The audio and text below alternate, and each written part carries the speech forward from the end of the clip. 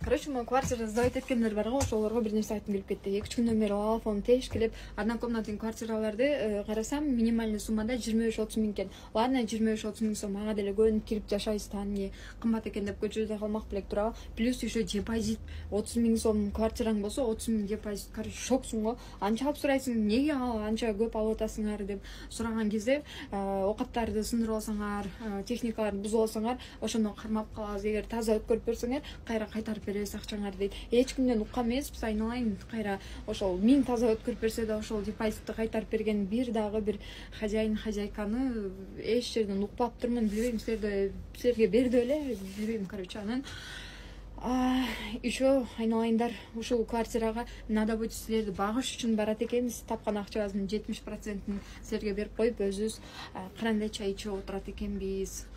Ошо силерди багат экенбиз. Короче, Кудайды карагыла. Квартираңарга кирилек жатып, ошо катыңарга монтип тиелек жатып, ошончо акча сурашып өтө эле уят го деп ойлойм. Короче, сөз жок.